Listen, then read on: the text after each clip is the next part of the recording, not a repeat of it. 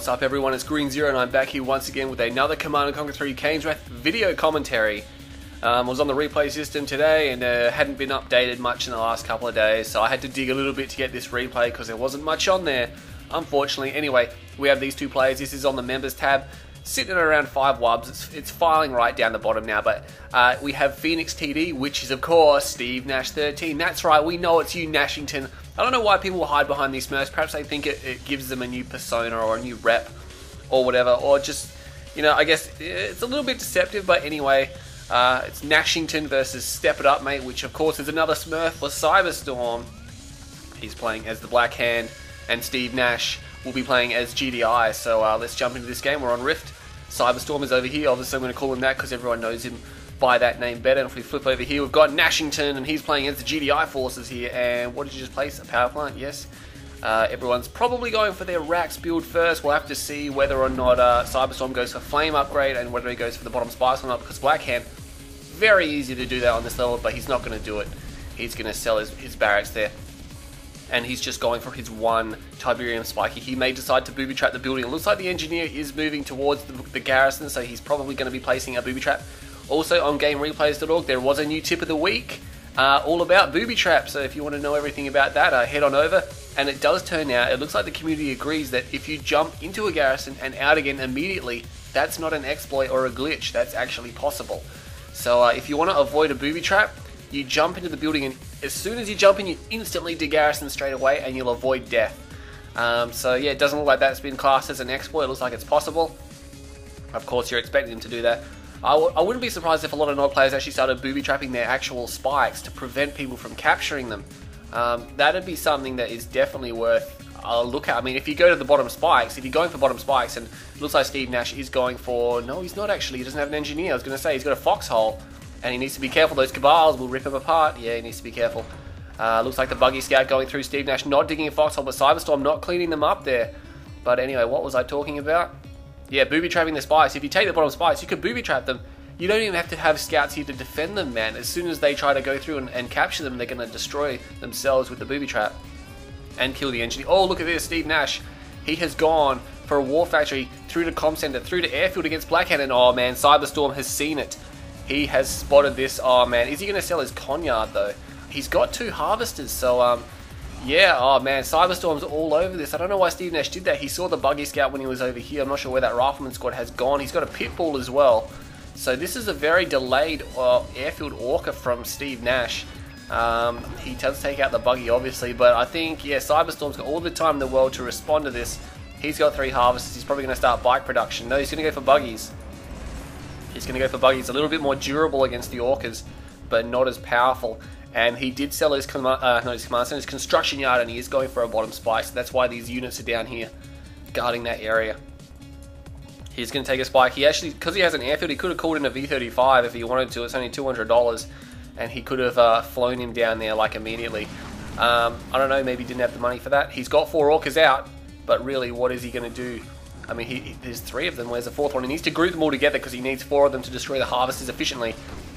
And the MCV is on the move. It looks like Cyberstorm has a lot of buggies out, and really, I think Steve Nash can just go in and tank that fire for a little while. MCV does take a lot of damage, and here we go. Is he going to get any harvesters? Oh man, Cyberstorm not quite in position. He does snipe down 1 harvester. No orcas go down. This is the problem with the buggies. They can absorb a lot of damage from orcas, but they just can't dish out a lot of damage.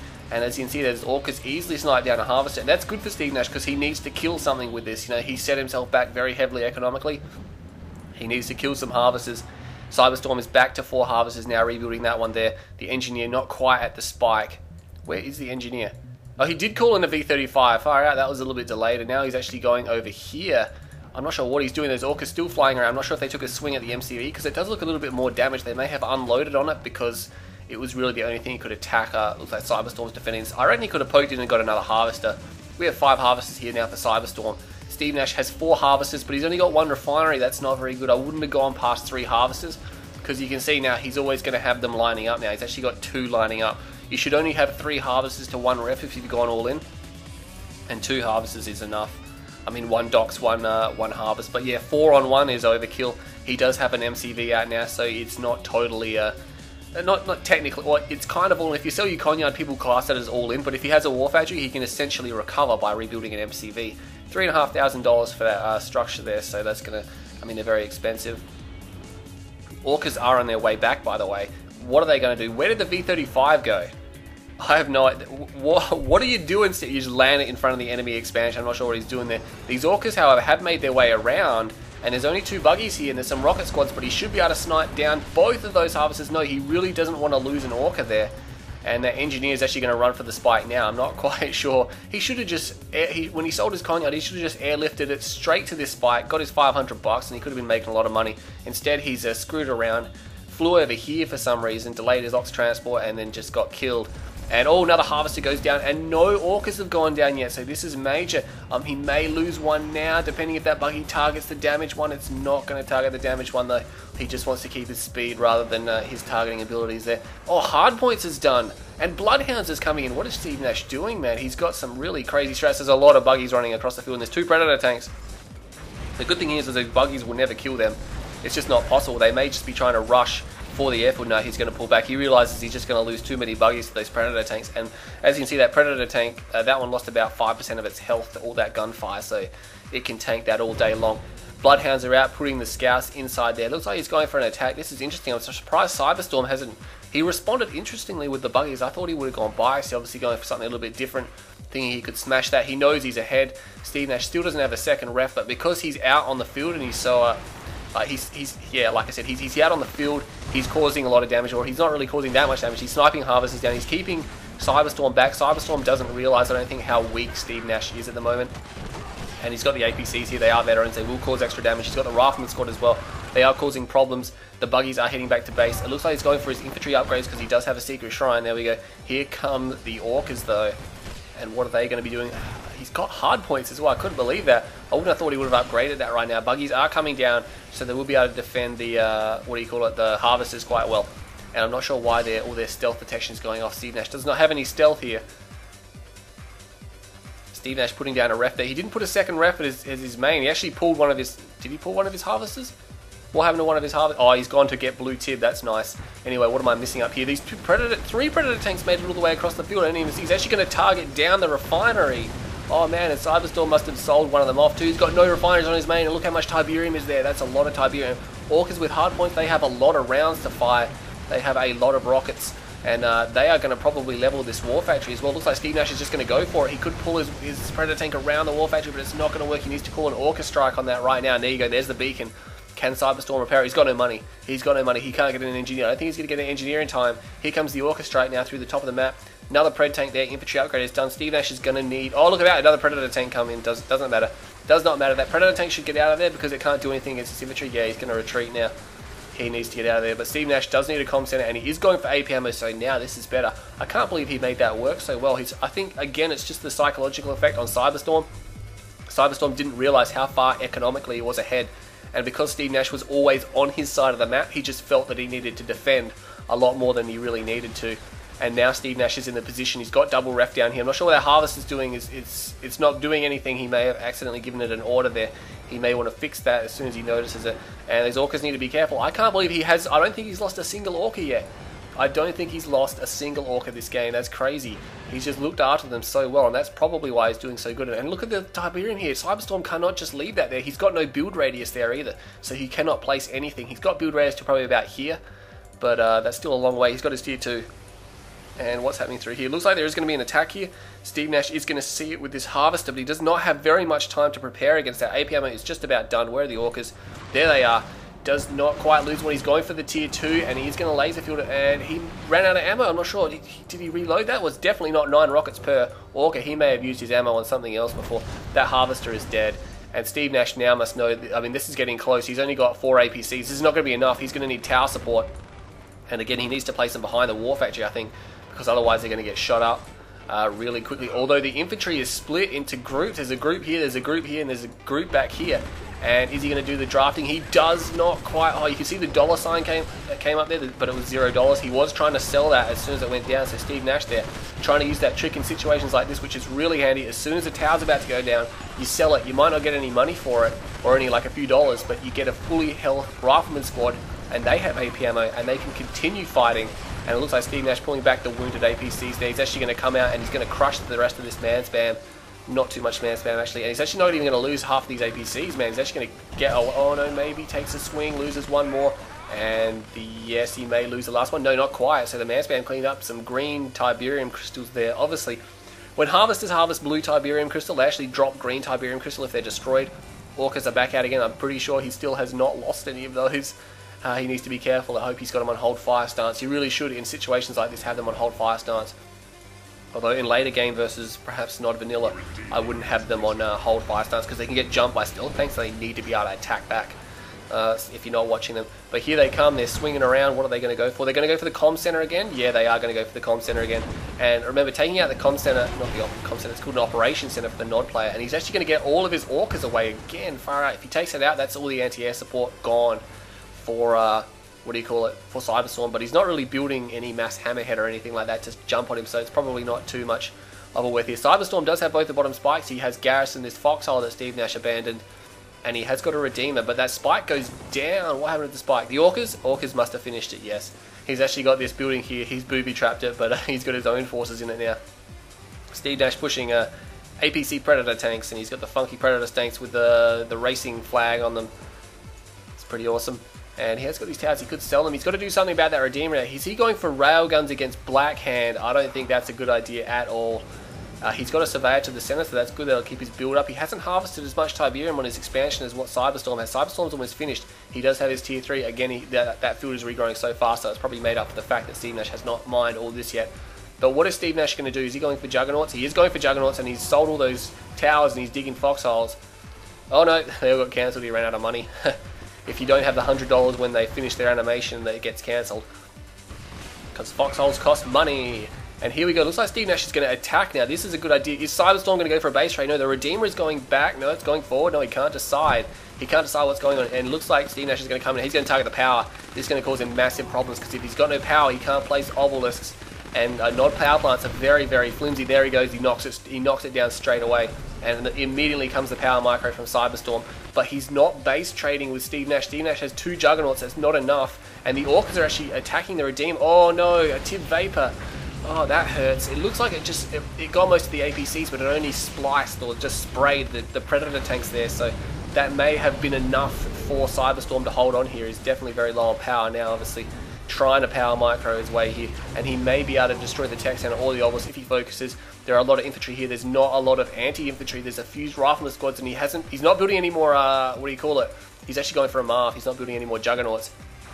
The Redeemer, though, has gone backwards and forwards a couple of times. It is at half health, and it looks like he's actually going to go for the main. Not a good idea. I don't think there's not much there. I mean, the airfield's there, but he can easily replace that. Railguns is done. So he did continue with the railgun upgrade. I'm not sure how well that's going to come in handy for him because Cyberstorm's going to probably continue to push infantry, especially when he's in this position where he doesn't have a lot of money for armor or anything like that. He's going to continue with infantry production because it's a much more inexpensive. He needs to watch out. The Orcas are overlapping. Oh man, scatter move. Scatter move, Steve Nash, 2 Orcas go down, finally losing an Orca there, but he could have scatter moved a little bit sooner. The Juggernaut's going to start bombarding this area now. He needs to shield them out with something. He has got a base defense queued. It could be a sonic emitter. And no, the power is down. The power is down at a terrible time, but it's straight back up. The Juggernauts need to fire at the Redeemer. They can probably destroy it. The Redeemer's so low on health. Nice building block there. Nice placement of the turret behind. And the Redeemer just doesn't have enough health left. These 2 Juggernauts should be able to finish it. One of the Juggernauts is down though. Power is down again. Rage gen goes off. It doesn't matter.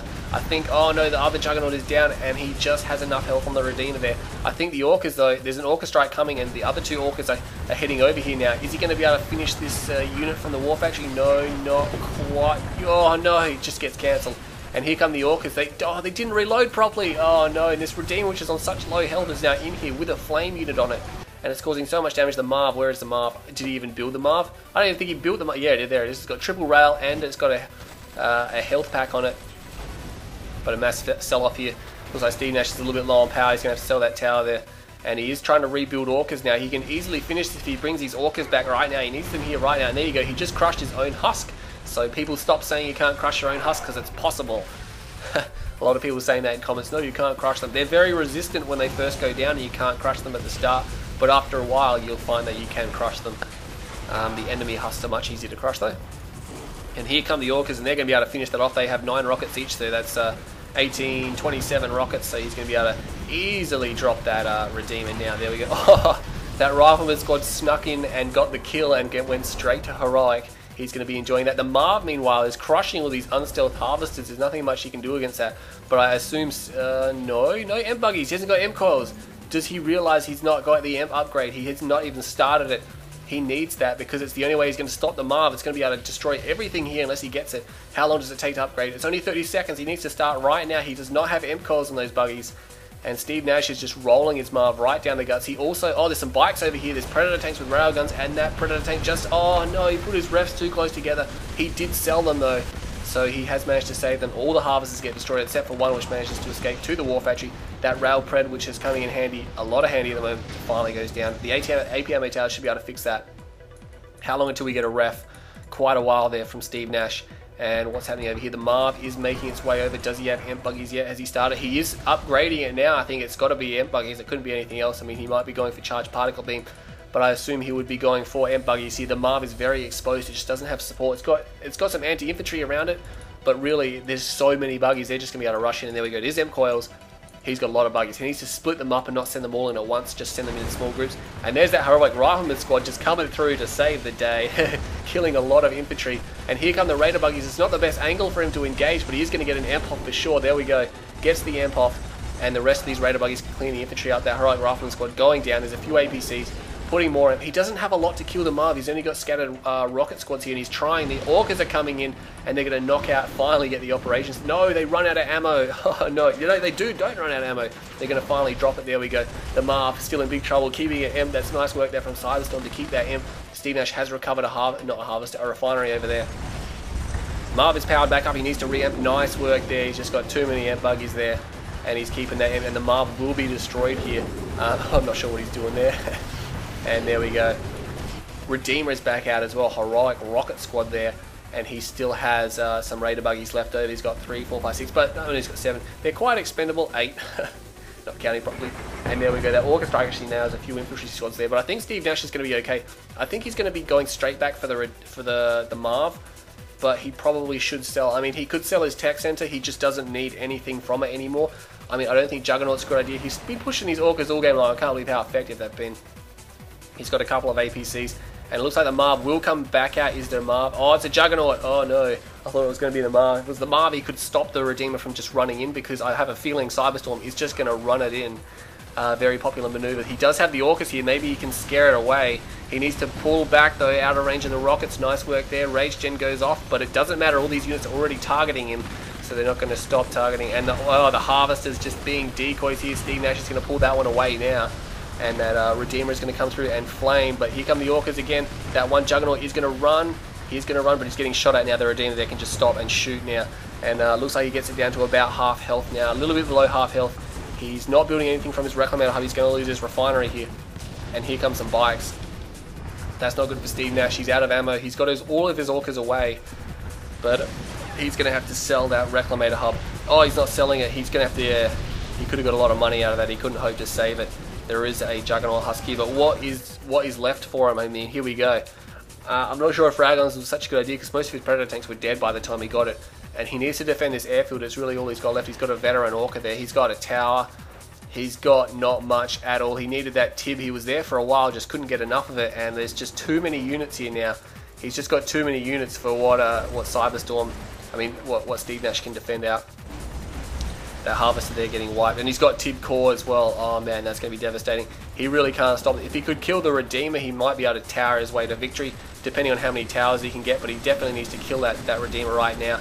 And he's going to have to start unloading rockets on these units here. That's not good at all. Oh man, he's got an elite bike. He needs to finish that off. There's only 2 Orcas left, 1 Orca left, and the last Orca will probably go down. There we go. And he's only got towers left, and I don't think Steve Nash is going to be able to hold out here. No, he's not rebuilding anything from his airfield. I think he's just about broken in half, and that's the problem with Nod at the end of the game. They can get these low tier units out, they have all their upgrades, and it becomes very difficult. And Steve Nash, Nashington has been defeated. Cyberstorm coming through for a nice victory there, so it doesn't matter if you change your name, Nashington. We still know who you are. Alright, let's skip through that there. 18 minutes, 45 seconds, nice length of a game there. $134,354 to Cyberstorm, $121,003 to Steve Nash, so he got about $13,000 more. Cyberstorm got $13,000 more. Again, not really a big, not really important. The game was only 19 minutes long. $13,000 in that much, it's just not obviously not the bigger factor. But you can see, because Steve Nash's opening, Cyberstorm had a lot more money, but then Steve Nash brought it back. Nice use of the Orcas to not lose any and to still snipe Harvesters down and to keep them going all game long. But I just think Railguns, yeah, most of your Predator tanks were dead by the time that upgraded. I don't think that's a good idea against Blackhand. He could have just pushed a lot of air, got more Juggernauts, rebuilt the Marv. But nonetheless here, units up and down. Blackhand obviously supposed to have more resources, you can see there. Steve Nash almost pulled it back with Cyberstorm, must have got some blue tip at the end there. What do we got here? The kill death ratio 2.19, that's good for Steve Nash. 0.42 is pretty good for Blackhand. You know, if they can get around 0.5, they're doing well. Yeah, GDI should definitely have a high one like that. Yeah, still, I would have thought he could have got a little bit more money into the game there. And yeah, nice work with the Orcas again, and nice multitasking there. Cyberstorm just not wanting to give up there. Interesting opening. But anyway, I hope you all enjoyed that VOD, and I'll see you all next time.